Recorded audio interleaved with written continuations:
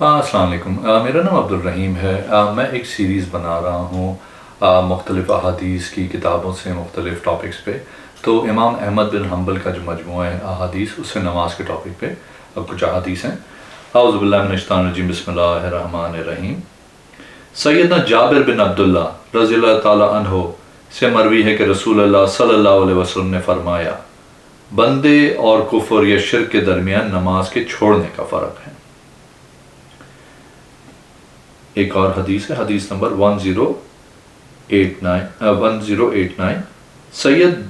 سیدنا بریدہ رضی اللہ تعالیٰ عنہ سے مروی ہے کہ رسول اللہ صلی اللہ علیہ وسلم نے فرمایا، ہمارے اور ان کے درمیان نماز کا عہد ہے، جس نے اس کو چھوڑ دیا تو یقیناً اس نے کفر کیا۔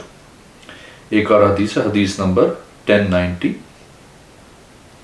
سیدنا عبداللہ بن عمرو بن عاص رضی اللہ تعالیٰ عنہ سے مروی ہے کہ نبی کریم صلی اللہ علیہ وسلم نے ایک دن نماز کا ذکر کیا، فرمایا، جس نے نماز کی اچھی طرح حفاظت کی تو یہ اس کے لیے قیامت کے روز نور، دلیل اور نجات ہوگی، اور جس نے اس کی پوری طرح حفاظت نہ کی تو یہ اس کے لیے قیامت کے دن نہ نور ہوگی، نہ دلیل اور نہ نجات، اور ایسا آدمی قارون، فرعون، حامان اور ابی بن خلف کے ساتھ ہوگا۔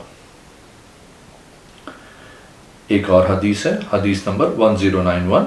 سیدنا عبادہ بن صامت رضی اللہ تعالیٰ عنہ سے مروی ہے، وہ کہتے ہیں رسول اللہ صلی اللہ علیہ وسلم نے اپنا منہ مبارک سے میرے منہ کی طرف ارشاد فرمایا، میں یہ نہیں کہتا کہ فلاں نے مجھے بیان کیا ہے، بہرحال آپ صلی اللہ علیہ وسلم نے فرمایا، 5 نمازیں ہیں، اللہ تعالیٰ نے ان کو اپنے بندوں پہ فرض کیا ہے، جو بندہ اس حال میں اللہ تعالیٰ کو ملا کہ اس نے نمازوں میں سے کسی چیز کو ضائع نہیں کیا، تو وہ اس کو اس حال میں ملے گا کہ اس کے حق میں اللہ تعالیٰ کے ہاں معاہدہ ہوگا، اور اس کے ذریعے وہ اس کو جنت میں داخل کرے گا۔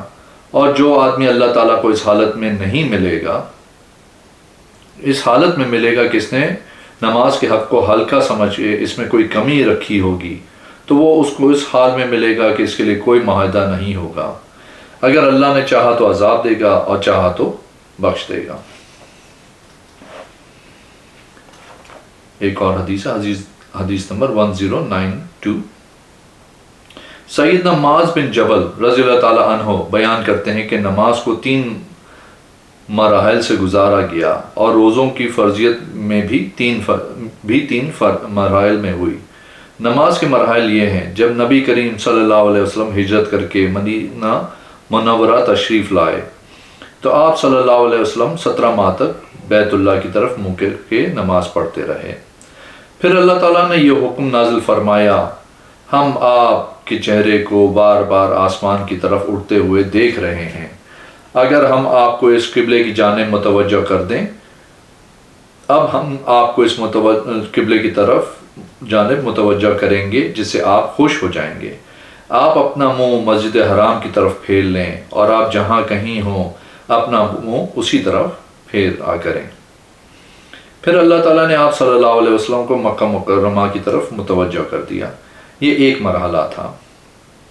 دوسرے مرحلے کی تفصیل یہ ہے کہ لوگ نماز کے لیے خود جمع ہو جاتے تھے، اور وہ ایک دوسرے کو اس کا اطلاع دیتے تھے، یہاں تک کہ قریب تھا کہ وہ ناقوس بجانے لگ جائیں۔ عبداللہ بن زید رضی اللہ تعالیٰ عنہ نامی ایک انصاری آدمی رسول اللہ صلی اللہ علیہ وسلم کے پاس آیا، اور اس نے کہا، اے اللہ کے رسول، میں نے خواب دیکھا ہے جیسا کہ سونے والا آدمی دیکھتا ہے۔ اگر میں یہ کہوں کہ میں سویا ہوا نہیں تھا تو پھر بھی میں سچا ہوں گا، بس یوں سمجھے میں سونے اور جاگنے کی درمیانی کیفیت میں تھا کہ میں نے ایک آدمی دیکھا، اس پہ 2 سبز کپڑے تھے، بس وہ قبلہ رو ہوا اور کہا، اللہ اکبر، اللہ اکبر، اشہد ان لا الہ الا اللہ، اشہد ان لا الہ الا اللہ 2 مرتبہ، یہاں تک کہ وہ اذان سے فارغ ہوا۔ پھر تھوڑی دیر ٹھہر کے اس نے پھر اسی طرح کلمات دہرائے، البتہ قد قامت الصلاۃ، قد قامت الصلاۃ کے الفاظ کا اضافہ کر دیا۔ رسول اللہ صلی اللہ علیہ وسلم نے فرمایا، تم بلال کو یہ کلمات سکھا دو، وہ ان کے ذریعے اذان دیں۔ بس سیدنا بلال رضی اللہ تعالیٰ عنہ وہ شخصیت ہیں جنہوں نے سب سے پہلے اذان دی۔ ان کی اذان سن کے سیدنا عمر بن خطاب رضی اللہ تعالیٰ عنہ تشریف لائے اور کہا، اے اللہ کے رسول، اذان سکھانے والے، اسی قسم کے ایک فرد نے میرا چکر بھی لگایا ہے جیسے کہ اس انصاری کا چکر لگایا، بس فرق یہ ہے کہ اس نے مجھ سے پہلے آپ کو اطلاع دے دی۔ یہ دو تبدیلیاں ہو گئیں۔ تیسری تبدیلی اس طرح ہوئی کہ جب لوگ نماز پڑھنے کے لیے آتے جبکہ نبی کریم صلی اللہ علیہ وسلم ان سے پہلے بعض رکعتیں پڑھا چکے ہوتے تو وہ دوسرے آدمی کی طرف اشارہ کرتا کہ آپ صلی اللہ علیہ وسلم کتنی رکعتیں پڑھ چکے ہیں۔ جب وہ جواب دیتا 1-2 رکعتیں پڑھی جا چکی ہیں تو لیٹ آنے والا آدمی پہلے ان دونوں رکعتوں کو پورا کرتا اور پھر لوگوں کے ساتھ جماعت میں شامل ہو جاتا۔ ایک دن سیدنا معاذ رضی اللہ تعالیٰ عنہ آئے اور کہا، میں آپ صلی اللہ علیہ وسلم کو جس حالت پر پاؤں گا اسی کو اختیار کروں گا، پھر جتنی رکعتیں مجھ سے پہلے پڑھی جا چکی ہیں اس کو میں بعد میں پورا کر لوں گا۔ بس وہ آئے تو نبی کریم واقعی کچھ رکعتیں پڑھا چکے تھے، بس وہ آپ صلی اللہ علیہ وسلم کے ساتھ ہی مل گئے۔ جب رسول اللہ صلی اللہ علیہ وسلم نے اپنی نماز پوری کی تو سیدنا معاذ رضی اللہ تعالیٰ کھڑے ہو کے فوت ہو جانے والی رکعتوں کی قضائی دینے لگے۔ رسول اللہ صلی اللہ علیہ وسلم نے ان کو دیکھ کر فرمایا، بے شک شان یہ ہے کہ معاذ نے تمہارے لیے ایک طریقہ ایجاد کیا ہے، بس اسی طرح کیا کرو۔ یہ کل 3 مراحل ہو گئے۔ ایک اور حدیث ہے، حدیث نمبر 1093۔ سیدنا عبداللہ بن عمرو بن عاص رضی اللہ تعالیٰ عنہ سے مروی ہے کہ رسول اللہ صلی اللہ علیہ وسلم نے فرمایا، اپنے بچوں کو نماز کا حکم دینا شروع کر دو جب ان کی عمر 7 سال ہو جائے، پھر جب ان کی عمر 10 سال ہو جائے تو نماز میں سستی کی صورت میں ان کو سزا بھی دو اور بستروں کو ان کو علیحدہ علیحدہ کر دو۔ سیدنا صبرہ رضی اللہ تعالیٰ عنہ سے مروی ہے، رسول اللہ صلی اللہ علیہ وسلم نے فرمایا، جب بچے کی عمر 7 برس ہو جائے تو اس کو نماز کا حکم دیا جائے، اور جب 10 سال کا ہو جائے تو نماز چھوڑنے پہ اس کی پٹائی بھی کی جائے۔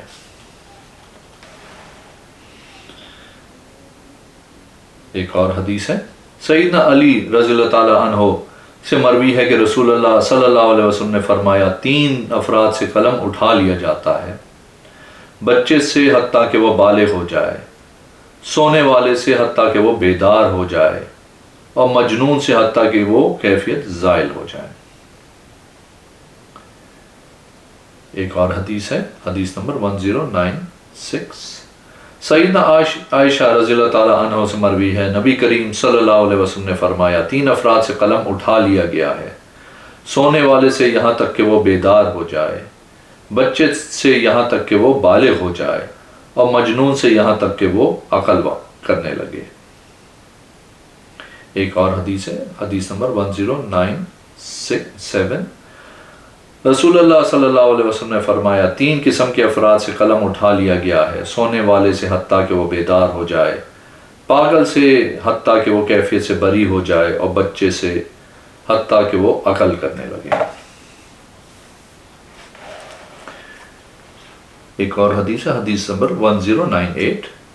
سیدنا عبداللہ بن عباس رضی اللہ تعالیٰ عنہ سے مروی ہے کہ رسول اللہ صلی اللہ علیہ وسلم نے فرمایا، حضرت جبریل علیہ السلام نے بیت اللہ کے پاس 2 مرتبہ میری امامت کروائی، بس مجھے نماز ظہر اس وقت پڑھائی کہ سورج ڈھل چکا تھا اور سایہ ایک تسمے کے برابر تھا، نماز عصر اس وقت پڑھائی جب ہر چیز کا سایہ ایک مثل ہو گیا، نماز مغرب اس وقت پڑھائی جب روزے دار افطاری کرتا ہے، نماز عشاء اس وقت پڑھائی جب شفق غائب ہو گئی، نماز فجر اس وقت پڑھائی جب روزے دار پہ کھانا پینا حرام ہو جاتا ہے، پھر اگلے دن نماز ظہر اس وقت پڑھائی جب ہر چیز کا سایہ اس کی مثال کے ہو گیا، نماز عصر اس وقت پڑھائی جب ہر چیز کا سایہ 2 مثل ہو گیا، نماز مغرب اس وقت پڑھائی جب روزے دار افطار کرتا ہے، نماز عشاء رات کے پہلے 1/3 حصے کے وقت میں پڑھائی،